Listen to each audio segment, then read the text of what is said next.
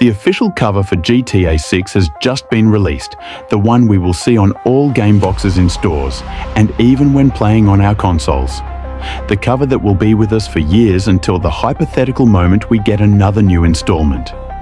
The successor to GTA 5, the one we were missing to complete the HD Universe trilogy. We finally have it before us.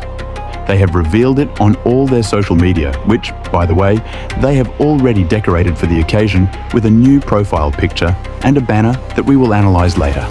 What I find most special about all this is that they didn't just reveal the cover with a simple image. They made a sort of teaser where the slightly retouched logo was gradually revealed, along with the images that will make up the panels of the cover. All to end up showing it and revealing the date when pre-orders for the game will open. Thursday, June 25th, 2026. One of the things that surprised me the most is that the music used in the background for this little teaser is the first sample of the real music from GTA 6. While in the trailers we heard music that will surely be on the radio, we finally have samples of what the game's actual soundtrack will be, which will accompany us through menus, missions, and loading screens. It has a very 80s essence that is impossible not to justify with the fact that it takes place in Vice City. Moving on to the cover itself, I think it is obvious what we will notice first. The helicopter finally takes the place it was promised on the game's cover. Once again, the rule that the top left corner must belong to one of these vehicles continues to be followed.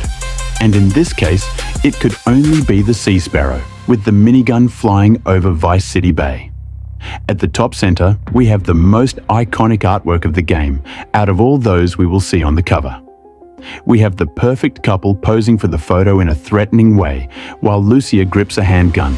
In the top right, we can see an as-yet unidentified man who could perfectly be Dregan Priest, one of Jason's friends, popping a wheelie on what appears to be a Pegassi brand motorcycle, though I do not know the exact model, while the police are chasing him through one of the city's residential neighborhoods. On the center left, we have who could be our potential cover girl, the one we will see frequently if we buy the physical format, although I am sure she will be well known to everyone due to the game's loading screen. Time will tell. In the center, we finally have the official logo for GTA 6. For many, it was already clear they were definitely going to bet on this format, where the Roman numerals are behind the letters and not at the bottom right, as had always happened in the rest of the numbered titles in the saga. If there is something new to highlight about the logo, it is that white border they have added inside, which in my opinion gives the game a much cleaner aesthetic. It reminds me a lot of the white cover of Vice City Stories. Let me know what you think about this in the comments.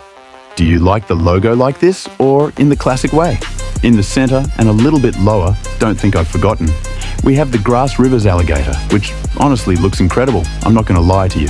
In the center right, we have one of the characters who will be key to this story, considered by many to be one of the possible antagonists, Bubby Eye, who is probably one of the most powerful people in the entire city. We reach the lower columns of the box, where finally on the left we find a sports car from the Pegassi brand as well, if I am not mistaken. From the landscape, we could guess it is located on Ocean Drive.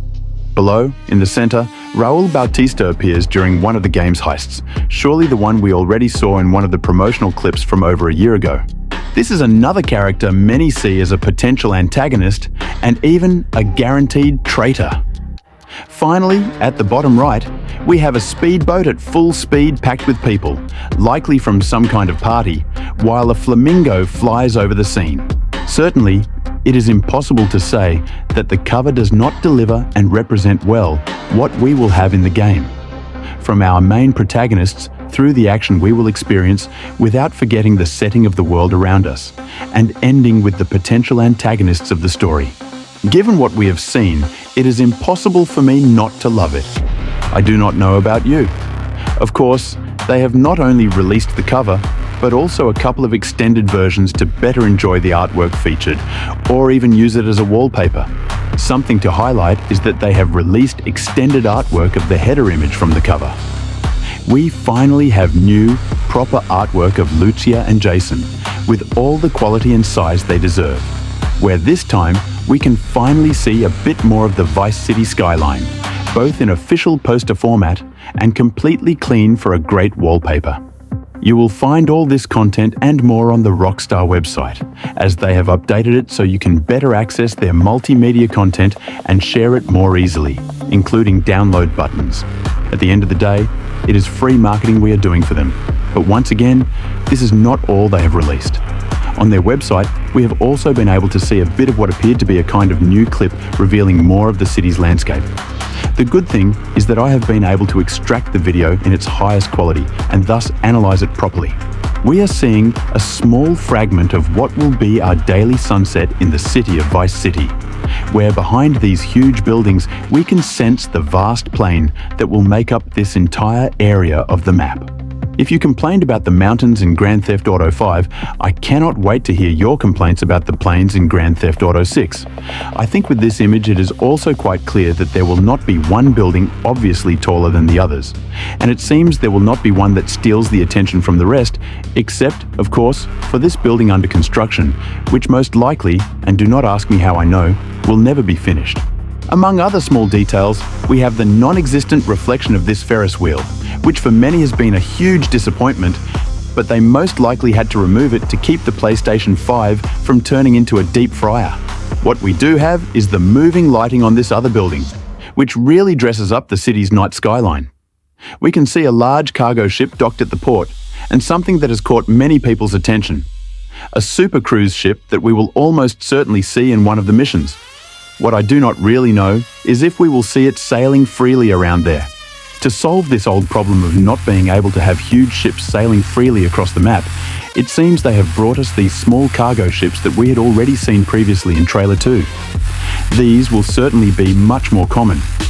Of course, there are also many yachts helping to fill out the scenery and always preventing the world from looking empty. Something that surprised me, aside from the large number of helicopters and planes we see in this scene, is this twin-engine plane we see moving away from us. For many, it might be an unimportant detail, but it is giving us information we did not know.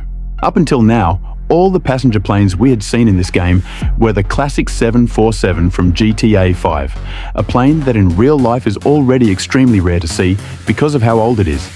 But I am glad to see that it looks like we will have some kind of much more modern twin-engine variant. I'm sure you'll find many more details than I did. 100 eyes see much more than 2, so I invite you to point out what you've seen in the comments.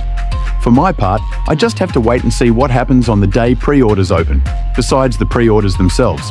Who knows if some local video game store might put up decorations or new artwork for us to investigate. I will keep an eye out, so if you want to stay informed too, I suggest you subscribe.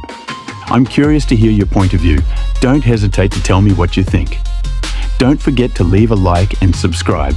I'll see you in the next video.